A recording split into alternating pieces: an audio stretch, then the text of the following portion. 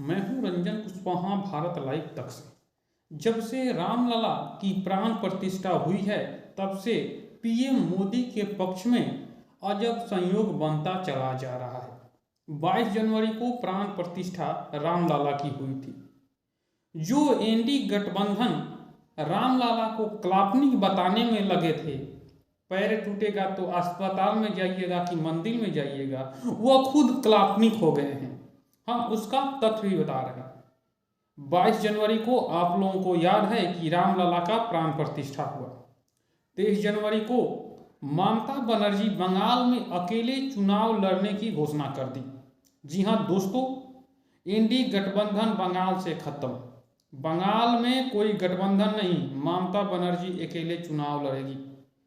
वहीं 23 तारीख को भगवत मान ने पंजाब में अकेले आम आदमी को चुनाव लड़ने के लिए ऐलान कर दिए। तो पंजाब से और बंगाल से 23 तारीख को एनडीए गठबंधन खत्म। 26 जनवरी को बंगाल में कुछ जगह पर रैली करने की राहुल गांधी को इजाजत नहीं मिली। अगर भाजपा सरकार वहां पर होती तो गठबंधन के लोग कहते कि लोकतंत्र खतरे में है, लेकिन बंगाल में चुनाव की इजाजत नहीं मिली तो कोई नहीं कह रहा है कि गठबंधन खतरे में है। जी हाँ दोस्तों, लोकतंत्र खतरे में है। 28 तारीख को बिहार में सरकार ही गिर गई। नीतीश कुमार पलटी मारकर बीजेपी में आ गए।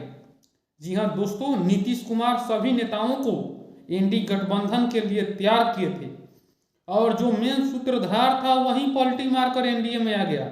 जी हाँ बॉस, बिना बीजेपी को चुनाव नहीं जीत सकते हैं। मोदी लहर है, राम की लहर है, राम की साथ साथ मोदी की लहर है। 10 साल बाद भी मोदी का उतना ही लोग याद कर रहे हैं, मोदी का उतना ही लहर है।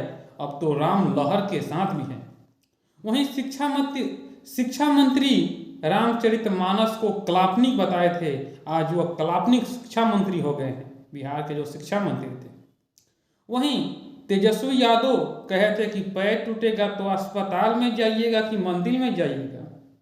आज बिहार के जनता पूछ रही है कि ईडी का छापा पड़ेगा तो नमाज पढ़िएगा कि राम के दर्शन करने जाइएगा। जी हाँ दोस्तों, ईडी के छापा पड़ने पर भगवान की ही याद होती है, दूसरा कोई नहीं बचा सकता है। 29 जनवरी को अखिलेश यादव 11 सीट 80 में से यूपी की 11 सीट जो कांग्रेस को दी थी उसमें भी संशय है कि 11 सीट अभी कंफर्म नहीं हुआ है। क्या दोस्तों, 11 से कम पर भी कांग्रेस पार्टी लड़ेगी? तो इस तरह से मोदी जी के पक्ष में संयोग बनता हुआ दिखाई दे रहा है। वहीं रामलला के प्राण प्रतिष्ठा में मुख्य यजमान थे, वहीं कांग्रेस वाले एनडीए गठबंधन रामलला के प्राण प्रतिष्ठा में नहीं आए कि यह आरएसएस और बीजेपी का कार्यक्रम है। और नहीं आने का परिणाम देख लीजिए, जो बीजेपी के हराने के लिए एनडीए गठबंधन बना था वह एनडीए गठबंधन ही खतरे में है।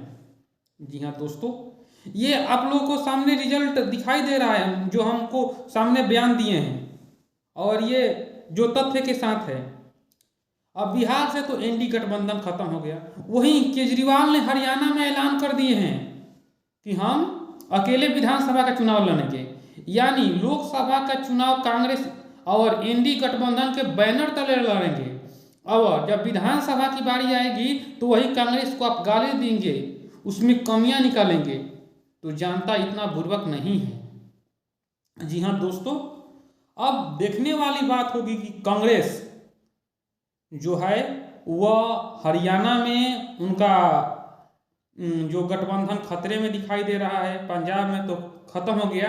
एक बात और है, पहले लोकसभा का चुनाव है, उसके बाद विधानसभा का चुनाव है, लेकिन अरविंद केजरीवाल जो गठबंधन में सीट शेयरिंग के लिए कांग्रेस पर दबाव बनाना चाहती है। जी हाँ दोस्तों, तो इस तरह से पॉलिटिक्स खेला जा रहा है और एनडीए गठबंधन के लोग आपस में ही टूट गए हैं। और चुनाव आते आते और कितने गठबंधन पलटी मारेंगे इसका कोई गारंटी नहीं है। अकाली दल कब पलटी मारकर बीजेपी में आ जाएगा इसका कोई गारंटी नहीं है। और वहीं पर लोकतंत्र खतरे में दिखाई दे रही है उन लोगों को। लेकिन बंगाल में जो हुआ, जो रैली को रोका गया राहुल गांधी को, न्याय यात्रा है कि कौन यात्रा है, वो लोग आप जानते ही हैं कौन सा न्याय यात्रा निकाल रहे हैं। 1947 से लेकर अभी तक न्याय यात्रा चल रही है, गरीबी हटाओ, लेकिन गरीबी हट नहीं रही है। इस तरह से कांग्रेस पार्टी का हाल है। और मोदी जी का लहर है, राम जी का लहर है, और राम जी के लहर के साथ 400 प्लस सीट लेकर आएंगे मोदी जी, ये कंफर्म है। अभी कोई इनकम एंटेक्सी नहीं दिखाई दे रही है, तो ऐसा लग रहा है कि मोदी जी का अब की बार 400 प्लस का सीट आएगा ही आएगा। जी हाँ दोस्तों, ये मेरा वीडियो कैसा लगा नीचे कमेंट बॉक्स में जरूर बताइए।